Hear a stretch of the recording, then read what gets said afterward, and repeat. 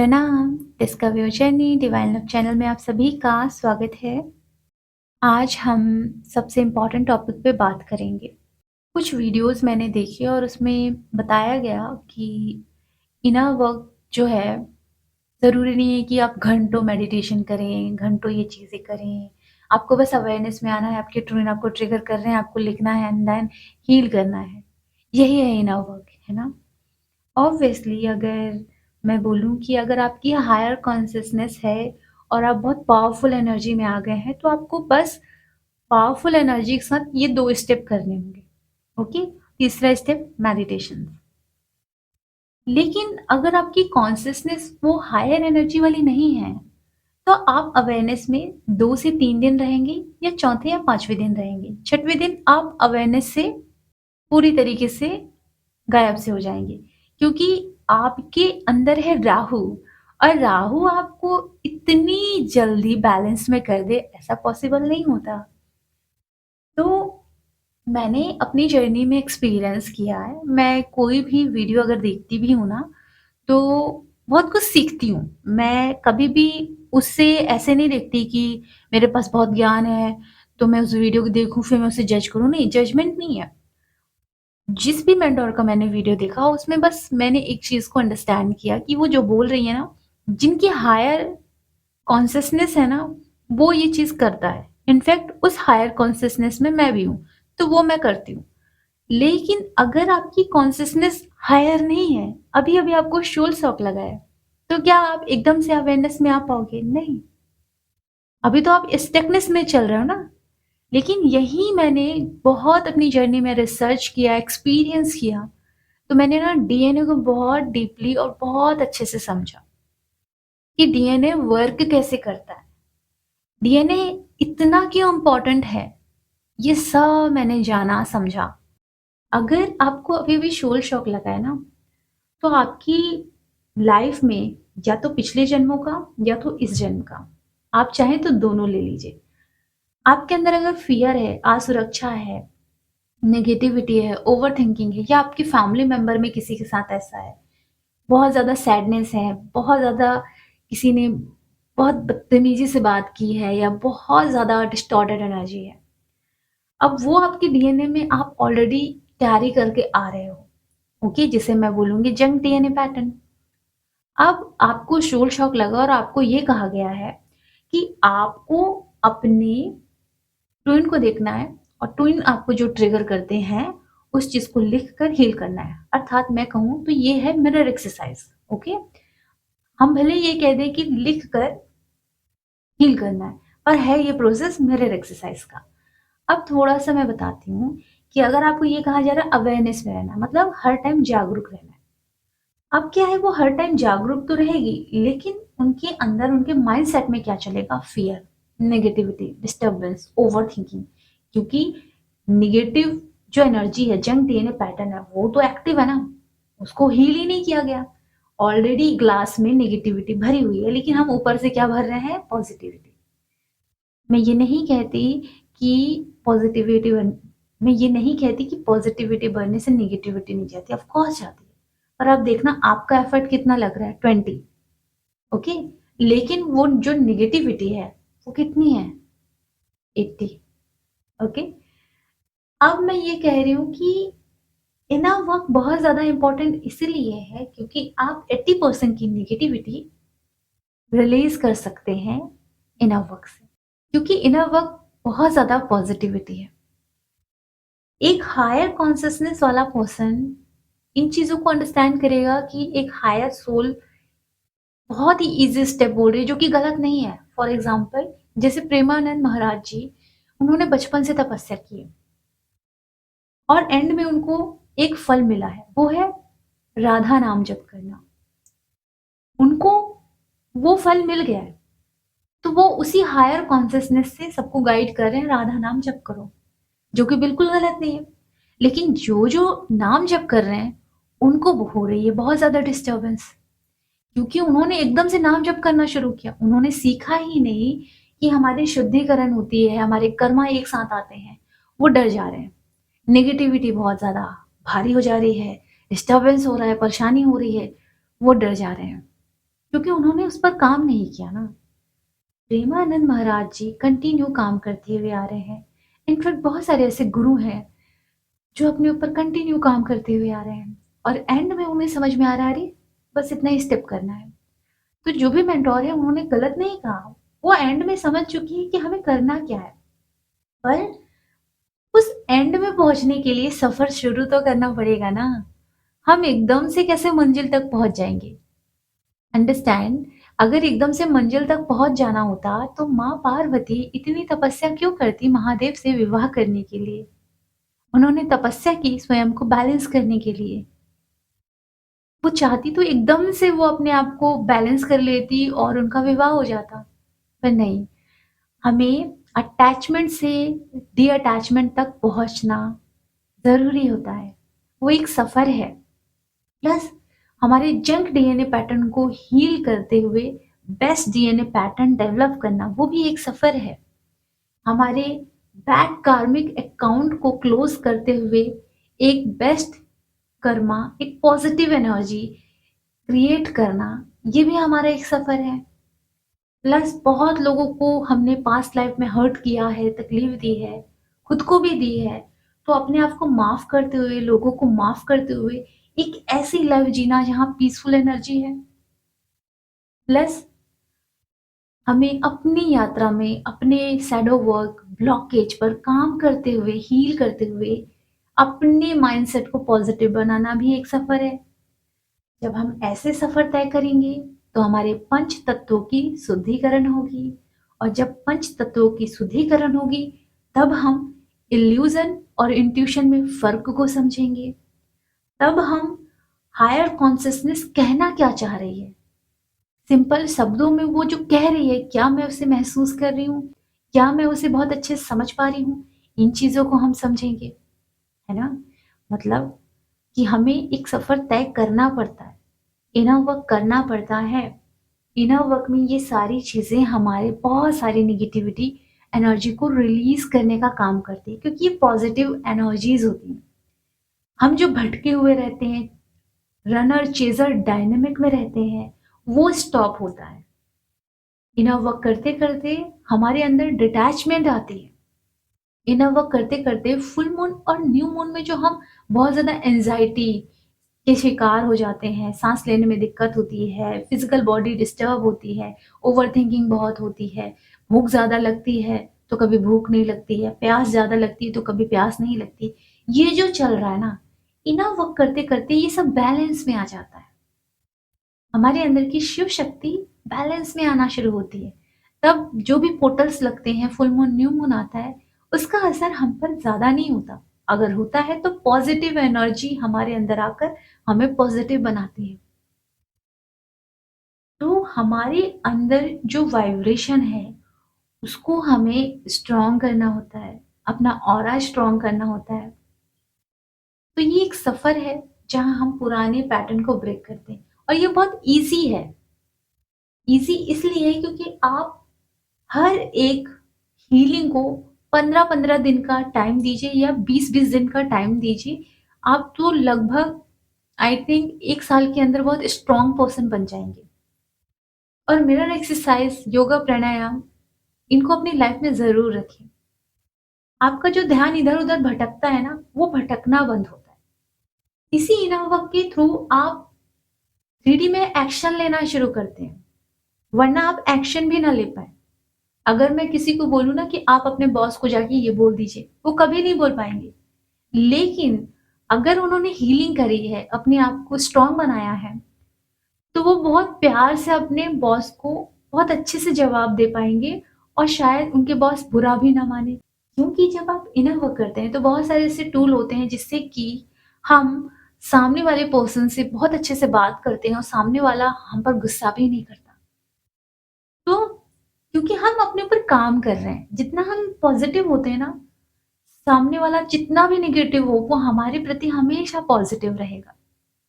क्योंकि हमने क्या किया है, अपनी ऊर्जा पे काम किया है।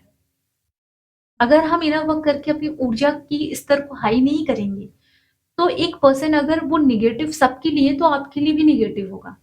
लेकिन अगर आपने इनर वर्क किया है, तो इनर वर्क से क्या होगा, आपकी ऊर्जा हाई होगी। जो व्यक्ति सबके लिए नेगेटिव था, आपसे बहुत अच्छे से बात कर रहा है, क्योंकि आपकी ऊर्जा इतनी हाई होती है। इनर वर्क का रियल मीनिंग होता है अपनी ऊर्जा को हाई करना, अपने यूनिवर्स से कनेक्ट होना, यूनिवर्स की ऊर्जा अपने अंदर रिसीव करना, क्योंकि आपको रिसीवर तो बनना है। अभी तक आप क्या थे? आप बस देने वाले इंसान बने हुए थे, है ना? कि बस आपको देना है, देना है, देना है। आप कभी लेने वाले इंसान नहीं बने। तो हम धीरे-धीरे रिसीवर एनर्जी में भी आते हैं। तब हम डिवाइन की ऊर्जा रिसीव करते हैं। अगर हम इनर वर्क करेंगे ना, तो इंटरनली जैसे हमारे अंदर चेंज आएगा ना, आउटर में हम एक्शन उतनी ही अच्छे से ले पाएँगे, कर्म कर पाएँगे हम। 3D में हर चीज़ का एक्शन लेने की पावर आती है इनर वर्क करने से। क्योंकि भीतर अगर डर नहीं है, तो बाहर बोलने में भी डर नहीं लगता। लेकिन भीतर अगर डर है, तो बाहर बोलने में बहुत डर लगता है। ओवरथिंकिंग से इंसान डिप्रेशन में चला जाता है।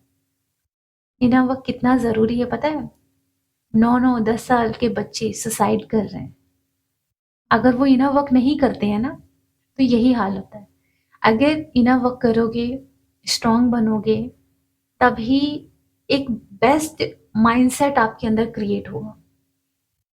मान लीजिए किसी को सोल शॉक लगा है और आप उन्हें बोल रहे हैं, आपके ट्विन आपको जो-जो ट्रिगर कर रहे हैं आप उसे लिखो। वो इंसान 5 से 6 दिन लिखेगा और फिर वो अपने ही ट्विन को जज करने लगेगा कि ऐसा है, वैसा है। क्योंकि वो क्या करेगा, रिकॉल करेगा। किसे? बॉलीवुड में जो लव होता है उसे देखेगा, प्लस ट्विन का बिहेवियर देखेगा, प्लस अगर उस व्यक्ति की लाइफ में पास्ट में कोई अच्छा सोलमेट था, तो उससे उसको जज करना शुरू करेगा। ये पैटर्न होते हैं, ये सब ब्रेक करना पड़ता है। तभी हम एक इंसान को एक ही नज़र से देखते हैं और बहुत गहराई से देख पाते हैं। और ये तभी होता है जब हम प्रॉपर इनर वर्क करते हैं। फॉरगिवनेस प्रैक्टिस करते हैं, कर्मा हीलिंग करते हैं, एंसेस्टर हीलिंग करते हैं, एंसेस्टर ब्लॉक को हील करते हैं, मिरर एक्सरसाइज करते हैं, शैडो वर्क करते हैं। उसके बाद हम डीएनए हीलिंग करते हैं। इससे क्या होता है? हमारे रूट की क्लींजिंग होती है। हमारा रूट जितना साफ होगा, उतना ज़्यादा हम स्ट्रॉन्ग बनेंगे। क्योंकि जितना रूट साफ हो रहा है, पॉजिटिव एनर्जी और ज़्यादा हमारे अंदर डेवलप हो रही है। हमारा ऑरा स्ट्रॉन्ग हो रहा है। और जैसे-जैसे ये होता है ना, हमें अपने आप प्यार आना शुरू होता है। मतलब जितनी सफाई करोगे अपने अंदर, अपने भीतर, प्रेम उतना गहरा होगा। इस धरती का आधार ही प्रेम है। प्रेम अनकंडीशनल तभी होता है जब आप स्वयं की तरफ फोकस करते हैं, स्वयं को शुद्ध करते हैं। जब अंदर से अपने आप को ये कहते हैं कि मैं प्रेम के लायक हूँ, मैं प्रेम डिज़र्व करती हूँ। और यहाँ तक पहुँचना बहुत मुश्किल होता है। किसी भी व्यक्ति को अपने आप से प्रेम करना बहुत मुश्किल इसीलिए होता है क्योंकि वो प्रेम देना सीखा है। कभी भी प्रेम खुद से करना नहीं सीखा है। चेहरे में मेकअप लगाने से प्यार नहीं होता। अपने साथ वक़्त बिताना पड़ता है। कॉपी पेन लेकर अपने पुराने ज़ख्मों को लिखना पड़ता है। आप हैं कैसे वो लिखना पड़ता है। आप क्या फ़ील करते हैं वो लिखना पड़ता है। एक-एक स्टेप पर काम करना पड़ता है। अगर ब्लॉक है तो उस पर भी हमें काम करना, उसको हील करना है। अपने आप को सरप्राइज़ेज़ देना होता है। अपने साथ बैठकर अपना मंथन करना होता है और ईश्वर से कनेक्ट होना होता है। और इसके लिए आप एकदम से कनेक्ट नहीं हो पाते हैं। वक़्त लगता है, कैसे? अगर आप इनर वर्क करेंगे तभी आप पहुँचेंगे। मैं ये नहीं कहती कि मैं जो बोल रही हूँ वही करो। मैं बस इतना कह रही हूँ, एक सफ़र को तय करने के लिए एक बहुत अच्छा टूल होना चाहिए, जो कि आज के डेट में अवेलेबल है। सिंपल सी चीज़ है, ये चीज़ें कर लो। उसके बाद आप इंटरनली सोल मर्जिंग महसूस करोगे। आपकी जो सिद्धियाँ हैं वो एक्टिव होनी शुरू होगी, क्योंकि आप कर्म करोगे तभी तो एक्टिव होगी ना। क्यों इतनी सारी सोल तड़प रही हैं? उन्हें क्यों कर्मा की दुनिया में आकर अपने आप पर ध्यान देना है? क्योंकि आपको शरीर इसीलिए दिया गया है कि आपको कर्म करना है, तभी आप सब चीज़ फ़ील कर पाओगे। बिना कर्मों के आप कुछ नहीं कर पाओगे। तो आपको बैलेंस लाइफ़ जीनी है, अपनी सोल की प्यूरिफ़िकेशन करनी है, अपने कारण बॉडी, सूक्ष्म बॉडी को मिरर एक्सरसाइज से हील करना है। आपके अंदर की शैडो साइड को हील करना है। शैडो साइड सिर्फ़ आपका नहीं होता। आप किसी से हेट कर रहे हैं ना, तो उसकी भी एनर्जी आपके अंदर आ गई है, वो भी शैडो साइड है। कोई चीज़ आपको पसंद नहीं आ रही है ना, वो भी आपका शैडो साइड है। ये सब हम हील करते हैं। जब ये हील करते हैं, तो हम उतना ज़्यादा अच्छा फ़ील करते हैं, क्योंकि जब हम हील करते हैं, तो डिवाइन लव को इनवाइट करते हैं। बहुत अच्छा लगता है। साथ में हमारे डिवाइन लव हमें विज़डम भी देते हैं और बहुत गहराई से हम जाते हैं।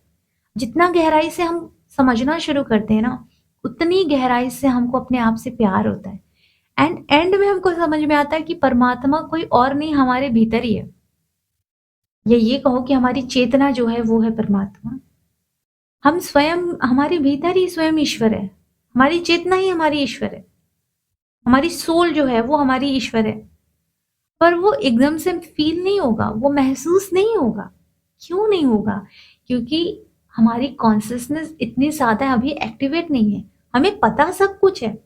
अगर आप किसी को बोलोगे ना ऐसे में ऐसा होता है, वो बोलेंगे हाँ, हाँ, ये तो पता है, ये तो बता दीजिए। वो तुरंत दूसरा क्वेश्चन पहले से रखेगा, ये चीज़ पता है, मुझे ये जाननी है। पता है, सबको सिर्फ पता है, महसूस नहीं हो रहा है, फ़ील नहीं हो रहा है। तो वो ईगो को ब्रेक होने में, स्पिरिचुअल ईगो को भी ब्रेक होने में थोड़ा समय लगता है। और कैसे लगता है? इनर वर्क करते रहते हैं, तभी हमको जल्दी इसका रिज़ल्ट मिलता है। वो डीपली अंडरस्टैंड नहीं कर रहा है। अगर आप किसी नॉर्मल इंसान से बोलोगे ना आध्यात्मिकता में बहुत पावर है, वो बोलेगा हाँ, हाँ, मेरे को पता है। तो आप बोलोगे करा करो ना मेडिटेशन या फिर कोई चीज़ ऐसे इनर वर्क या कुछ, बोलेगा हाँ, हाँ, मेरे को सब पता है यार, बस। वो करेगा थोड़ी ना, उसे फ़ील भी नहीं है, उसे अंडरस्टैंड भी नहीं है, उसने बस सुन रखा है। तो बहुत सारे लोग हैं बस सुन रखे हैं, अपने ऊपर काम नहीं कर रहे हैं। हमें ना खाना भी खाना होता है तो खाना पकाना पड़ता है, अर्थात कर्म करना पड़ता है। और खाना खाने के लिए भी कर्म करना पड़ता है, अपने हाथों में खाना लेकर माउथ के पास सुलाना पड़ता है, तब हम खाते हैं। मतलब कर्म हर जगह वर्क कर रहा है। 3D में अगर हमें पावरफुल एक्शन लेना है या डिसीजन लेना है, तो बिना खुद की हीलिंग, बिना तपस्या किए हम ये नहीं कर पाएँगे। कोई भी इंसान एकदम से डिसीजन नहीं ले पाएगा। अगर उसने डिसीजन लिया, उसका डिसीजन बिल्कुल फेल हो गया ना, तो वो अपने आप को कोस-कोस के थक जाएगा, डिप्रेशन में चला जाएगा। इसलिए इनर वर्क इतना ज़रूरी होता है कि अपने आप को इंटरनली इतना पावरफुल बना लो कि फ्यूचर में अगर आपने 3D में कोई डिसीजन लिया है, अगर वो फेल भी हो गया है, तो भी आप बैलेंस में रहो, कोई बात नहीं यार, डिसीजन ही था। कोई डिसीजन इतना बड़ा नहीं, मेरी ज़िंदगी से बड़ा तो है ही नहीं। आप ऐसे रहते हो, मतलब आप इतने बैलेंस में रहते हो, कोई भी फेलियर को ना आप अपने माइंड, बॉडी, सोल में हावी नहीं होने देते हो। आप सीखते हो, मुस्कुराते हो, आगे बढ़ते हो। ये तब होता है जब आप इंटरनली अपना लव महसूस करते हो, इंटरनली शुद्धिकरण होती है, इंटरनली आप बहुत स्ट्रॉन्ग होते हो। आपको ठोकर लगती है, आप वापस से उठ जाते हो स्ट्रॉन्गली। और ये तब होता है जब आप प्रॉपर इनर वर्क करते हो। मैं बिल्कुल ये नहीं कहूँगी कि एकदम से आप अवेयरनेस में आ जाओगे या फिर अपने ब्लॉक को लिख के हील करोगे, नहीं। ये अगर आपने कर भी लिया ना 7 डे, तो 8वें दिन क्या होगा? आपका फ़ोकस भटक जाएगा। क्यों पूरी दुनिया मोटिवेशन पे वर्क कर रही है? फ़ोकस भटक जा रहा है। तो वो ट्विन फ्लेम जर्नी में भी यही होता है, फ़ोकस भटक जाता है। माया हर जगह है। डेविल एनर्जी अटैक करती है, ये काम ना करे। रोकने की कोशिश करती है। इतना ट्रिगर देती है कि वो इनर वर्क भी ना करे। ये होता है। तो ये एक्सपीरियंस किया है, रिसर्च की है, लोगों का एक्सपीरियंस है, तो ये सब मैं इसलिए बता रही हूँ कि हमें प्रॉपर काम करना है, तभी खुद से प्यार होगा। खुद के साथ टाइम स्पेंड करना है, नेचर में टाइम स्पेंड करना है। अपने आप के लिए प्यारी सी एक डायरी बनाइए, उसमें अपनी फीलिंग्स लिखिए, आपके कौन-कौन से ब्लॉक हैं, आपके अंदर कौन-कौन से इश्यू है, ये लिखिए। आपको अपनी लाइफ में अपने डीएम एनर्जी कैसे चाहिए? महादेव की तरह चाहिए या फिर नॉर्मल चाहिए? ओके, तो वो लिखिए। आपको अपनी लाइफ में किसी से माँगने से बेहतर है कि आपको खुद को इतना स्ट्रॉन्ग बनाना है कि आपको सब कुछ अपने आप मिले। आपको किसी के सामने हाथ नहीं फैलाना पड़े। आप सिर्फ़ भगवान के सामने खड़े हो और भगवान जी आपको दे रहे हैं। तो ये तभी आता है जब आप इनर वर्क करते हैं। आप सरेंडर एनर्जी में तभी आते हैं जब आप इनर वर्क करते हैं। आप एक्शन 3D में प्रॉपर्ली ले पाते हैं बिना डरे, फियरलेस होकर। जब आप अपने भीतर अपने आप को स्ट्रॉन्ग बना लेते हैं और गो विद द फ्लो अपनी यात्रा को एक्सेप्ट करते हुए आगे बढ़ते हैं। इस यात्रा में ना जब आप उस हायर एनर्जी में जब आ जाओगे ना, जब आप ये सब करते हुए स्ट्रॉन्ग हो जाओगे ना, तब पता है क्या होगा कि आपके भीतर आपकी डीएम एनर्जी महसूस होगी। कुछ दिन तो बहुत स्ट्रांगली महसूस होगी, फिर अंदर ही अंदर भीतर आपकी मर्ज सी हो जाएगी। तो आप बैलेंस में आ जाओगे एंड देन क्या होगा कि आपके अंदर डिवाइन पावर बहुत ज़्यादा एक्टिवेट हो जाएगी। तो आप अपने अंदर अपने आप को, अपने डीएम को और अपने भगवान की ऊर्जा को ज़्यादा फ़ील करते हो।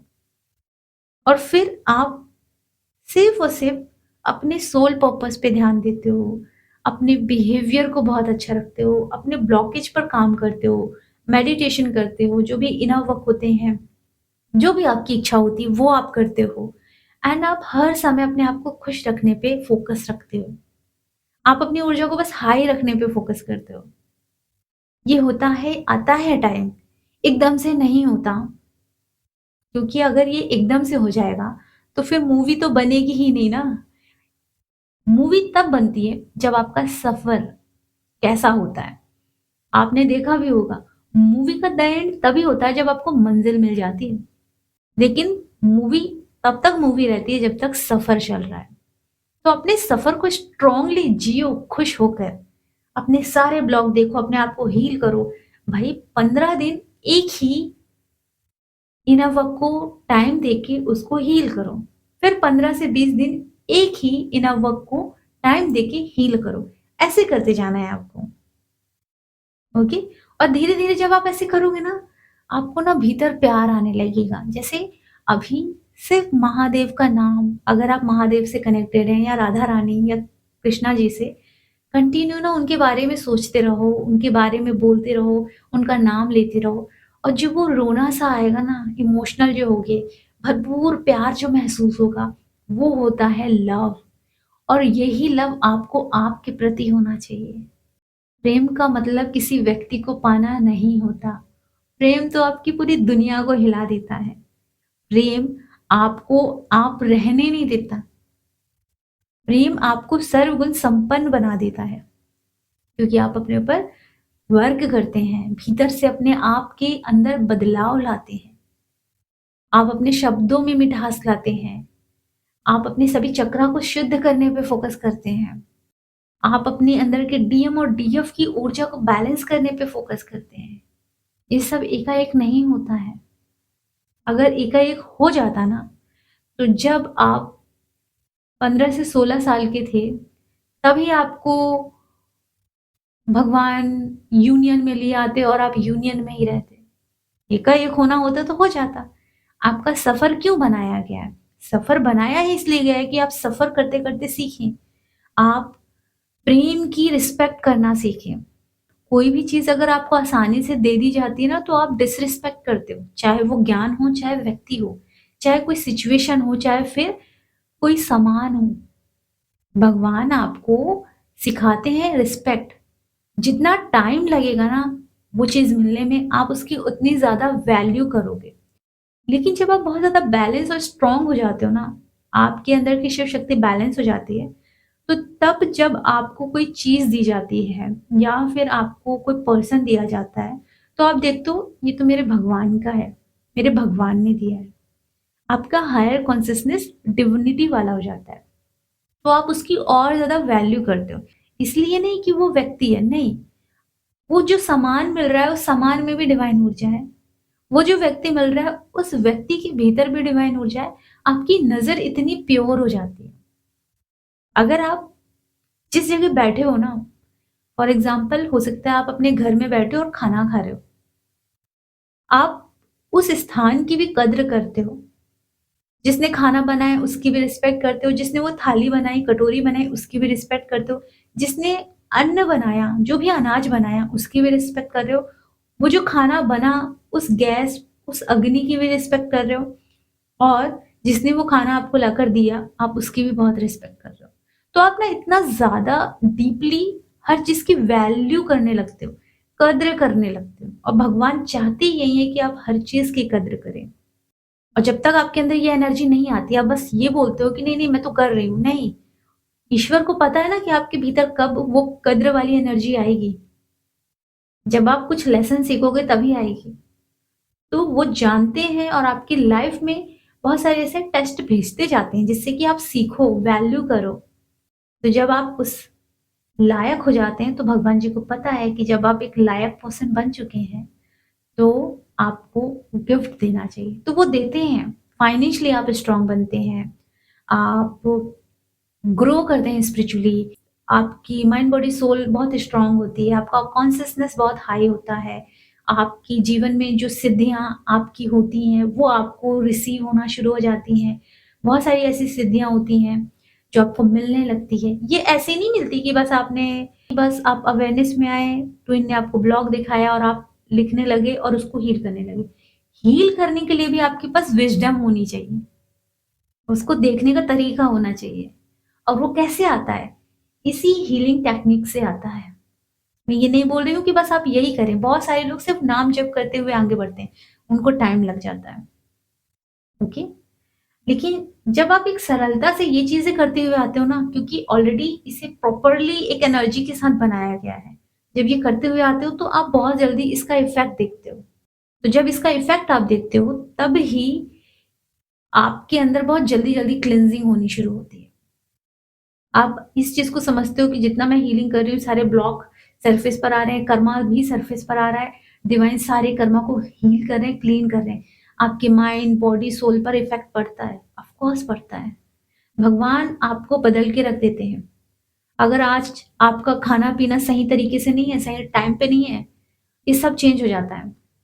जैसे फॉर एग्ज़ाम्पल आप लोग हो सकता है रात को बहुत खाना खा रहे हो, ओके? या दिन को बहुत सारा खाना खा रहे हो, कुछ भी खा रहे हो, नूडल खा रहे हो, कुछ भी जंक फूड, ठीक है? बहुत सारे लोग बोलेंगे जंक फूड नहीं होता, उसमें वेजिटेबल होता है। देखिए, जो भी आपके लिए है, मैं यहाँ एग्ज़ाम्पल दे रही हूँ, ओके? आप जो भी खा रहे हो, क्या वो आपको इतना पावरफुल बना रहा है या कमज़ोर बना रहा है? मतलब आप जो खा रहे हो ना, उससे आप बहुत ज़्यादा थकान महसूस कर रहे हो या बहुत ज़्यादा एनर्जाइज़ महसूस कर रहे हो? ये देखना होता है। हमारा फूड खाने का भी तरीका होता है, प्लस हमारी फिज़िकल बॉडी किस टाइम कौन-सा फूड रिसीव करना चाहती है, सब ये एक-एक चीज़ देखनी पड़ती है। जैसे फॉर एग्ज़ाम्पल मेरी फिज़िकल बॉडी जो होती है ब्रेकफ़ास्ट में बहुत हाई प्रोटीन वाला फूड चाहती है, ओके? लेकिन उसके बाद मेरी फिज़िकल बॉडी बहुत हाई वाला प्रोटीन फूड नहीं चाहती। वो सिंपल सा थोड़ा बहुत कुछ भी दाल-चावल मिल गया तो ठीक है, नहीं तो थोड़ी बहुत चीज़ें। लेकिन उसका ब्रेकफ़ास्ट बहुत अच्छा होना चाहिए। तो मेरी फ़िज़िकल बॉडी का ब्रेकफ़ास्ट बहुत अच्छा है, क्योंकि मेरी फ़िज़िकल बॉडी में अग्नि तत्व ज़्यादा है। तो अग्नि तत्व कब एक्टिव होता है? मॉर्निंग से लेकर आफ्टरनून 2 बजे तक, ओके? तो इसी दौरान मुझे बहुत हाई प्रोटीन फूड खाना है। तो ये सब हम देखते हैं, आपकी फिज़िकल बॉडी में ये सारी चीज़ें कब हैं और कब आपको खाना खाना चाहिए। कुछ भी नहीं खा लेना चाहिए। तो ये क्या होता है, ये धीरे-धीरे, धीरे-धीरे डिवाइन सिखाते जाते हैं, जब हम अपने ऊपर वर्क करते हैं। और इसी सिखाने वाली एनर्जी में सेल्फ लव आता है, अनकंडीशनल लव आता है। और वो अनकंडीशनल लव जब आप अपने आप को देते हो, जैसे फॉर एग्ज़ाम्पल जैसे आपके माता-पिता आपसे प्रेम करते हैं। कैसे? बचपन से अगर वो आपको पढ़ा रहे हैं, आपके लिए फूड बना रहे हैं, आपके लिए टिफ़िन पैक कर रहे हैं, आपको पैसे दे रहे हैं कि अच्छे से आना-जाना करना, उनका गुस्सा साइड में रखना, उनकी केयर देखना।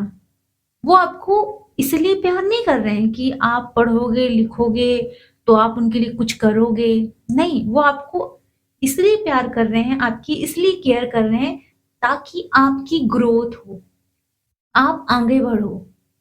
आप शिक्षित रहो, मतलब वो आपको आपके लिए प्यार कर रहे हैं।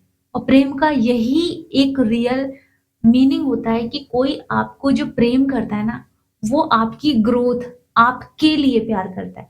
तो आप अपने लिए अपने आप को प्रेम करो, ग्रोथ देखो, स्पिरिचुअल ग्रोथ, मटेरियलिस्टिक ग्रोथ। दोनों पे फोकस करो, बैलेंस करके चलो।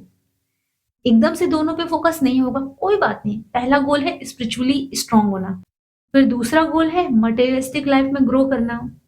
ऐसे चलना है। जब आप ऐसे चलोगे ना, तो आपकी लाइफ बहुत स्मूथली आगे बढ़ेगी। प्रेम का एक्चुअली मतलब होता है निस्वार्थ प्रेम। कोई आपको अपने लिए प्यार नहीं कर रहा है, आपके लिए प्यार कर रहा है। कोई आपको अपने लिए प्यार करेगा ना, तो वो आपको तब तक ही प्रेम करेगा जब तक उसकी लाइफ में आपकी ज़रूरत है। लेकिन कोई आपको आपके लिए प्रेम कर रहा है ना, तो वो आपकी खुशी देखेगा, आपकी ग्रोथ देखेगा, आपकी सक्सेस देखेगा, वो चाहेगा कि आप ग्रो करो। वो आपको बंधनों में बाँधने पे फोकस नहीं करेगा। वो हमेशा चाहेगा मेरा बच्चा आगे बढ़े, हमेशा चाहेगा। तो प्रेम जिसे माँ करती है, निस्वार्थ, वैसा ही प्रेम होता है, निस्वार्थ, ग्रोथ देखना। तो अपने आप को इतना प्रेम करो, क्योंकि जितना आप अपने आप को प्रेम करोगे ना, आपके अंदर जो डीएम ऊर्जा है, उनको भी वही प्रेम रिसीव होगा। अगर आप सोचोगे ना, नहीं मैं डीएम को बहुत प्रेम करती हूँ, नहीं, नहीं, नहीं, नहीं, वो फिर थर्ड पार्टी को करेंगे। ठीक है?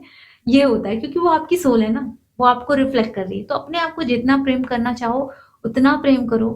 अपने भगवान से प्रेम करो। देखो वो आपको इतनी खूबसूरत यात्रा दे चुके हैं कि अब माया में भटकना नहीं है, ये आपको सिखा रहे हैं। अब लाइफ में दुनिया भर को मत लाओ, सिंपल लाइफ रखो, खुश रहो। स्पिरिचुअली ग्रो करो, भगवान के टूवर्ड पूरा ध्यान लगाओ, मटेरियलिस्टिक लाइफ में ग्रो करो। कोई अननेसेसरी चीजों पे ध्यान मत लगाओ।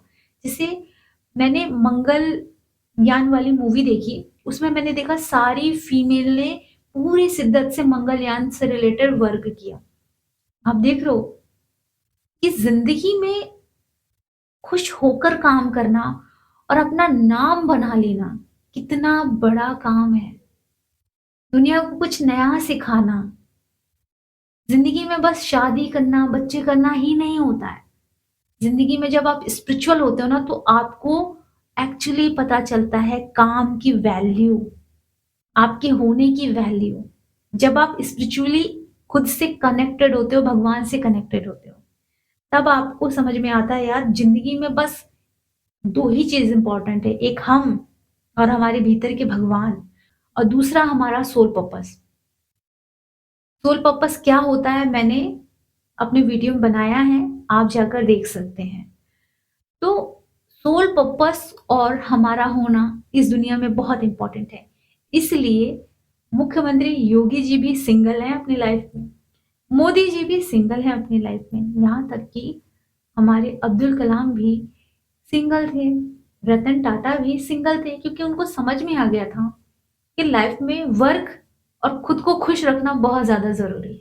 क्योंकि खुद को हम खुश रखते हैं तो हमारा ध्यान कहाँ जाता है, ईश्वर की तरफ। ईश्वर से बात करना, ईश्वर से कनेक्ट रहना, नेचर से कनेक्ट रहना, ये होती है जिंदगी। और यहाँ यही आपको सीखते हुए आगे बढ़ना है। तो हमें अपने अनकंडीशनल लव का सफर अपनी इनर वर्क से ही शुरू करना पड़ता है। अपने साथ वक्त बिताना पड़ता है। फिर पता है अपने अंदर बहुत इंटरनली हैप्पीनेस आती है, आपको बहुत ज़्यादा खुशी फील होती है, आपको बहुत अच्छा फील होता है, अपने अंदर एकदम प्लेज़र सी फीलिंग आती है, अपने आप ही हम मुस्कुराते हैं, कोई हमें हँसा नहीं रहा है। जैसे मैं वीडियो बना रही हूँ, मुझे कोई नहीं हँसा रहा, अपने आप हँसी आ रही है। ज़िंदगी इतनी पीसफुल हो जाती है, मतलब जैसे हम बहुत हेल वाली लाइफ जीते थे ना, कि माइंडसेट में नेगेटिविटी चल रही है, ओवरथिंकिंग चल रही है, लाइफ में प्रॉब्लम, ये प्रॉब्लम, वो प्रॉब्लम, अवेयरनेस में आने की कितनी कोशिश कर रहे हैं पर आ नहीं रहे, लेकिन जैसे हीलिंग करते करते करते जाते हैं ना, उतनी लाइफ में पीसफुल एनर्जी आती है। जितना कर्मा क्लीन करते हैं उतना पीसफुल एनर्जी में आते हैं, और फिर हमारा जो माइंडसेट है वो हेवन वाला हो जाता है, अपने आप पीस फील होता है। और फिर लाइफ में कोई हमें डिस्टर्ब ना करे, हम और हमारे भगवान ऐसे कनेक्शन में ज्यादा हम रहते हैं, और जो भी हमारा सोल पर्पस है वो।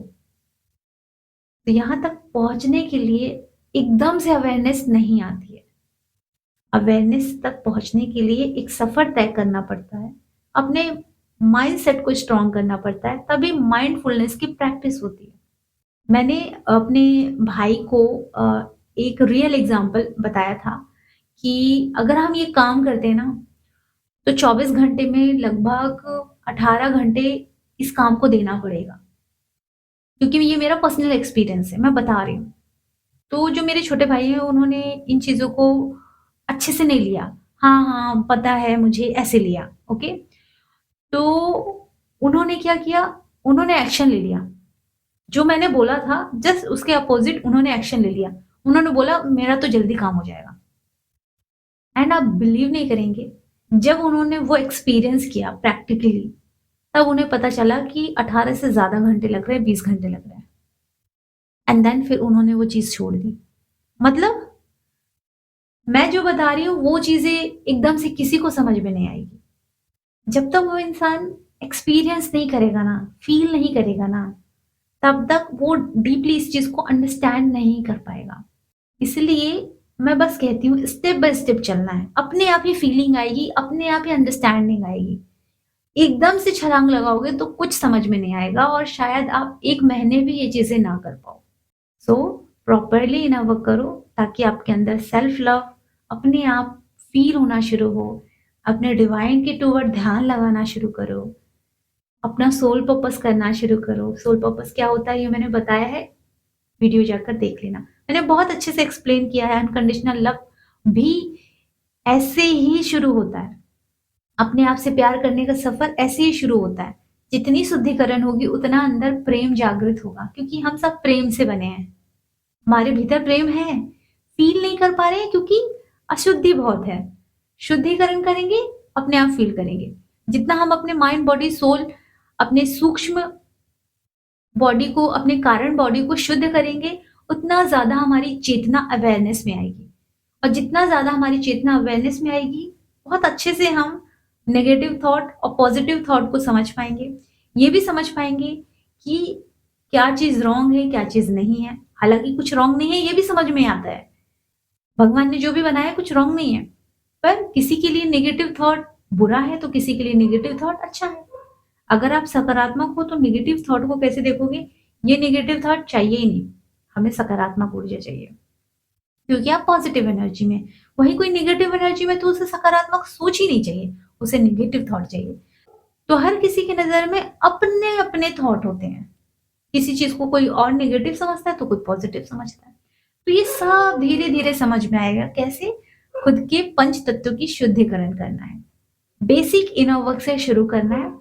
धीरे, धीरे, धीरे आप बहुत ग्रो करने लगोगे। आपको अच्छा लगने लगेगा। अपने मिरर एक्सरसाइज़ और शैडो वर्क पे काम करना है। अगर आपको नहीं आता है, क्लासेस ले लीजिए, अपनी हीलिंग कराइए, ग्रो करिए। मैं करती हूँ और मैं खुद की हीलिंग भी कराती हूँ। मुझे सही लगता है और मैं अपने ऊपर काम करती हूँ। सो वीडियो बहुत लंबा हो गया लेकिन इनर वर्क की सच्चाई बताना बहुत ज़्यादा ज़रूरी है क्योंकि मुझे इतना पता है एक्सपीरियंस करते-करते ये समझ में आ गया है कि एकाएक ज्ञान किसी को नहीं समझ में आता। किसी को भी नहीं समझ में आता, सिंपल है। सच बता रही हूँ, मेरी खुद की यात्रा में मुझे सबसे पहले पता चला था कि एक्चुअली हम हैं कौन और हमें करना क्या है, सबसे पहले।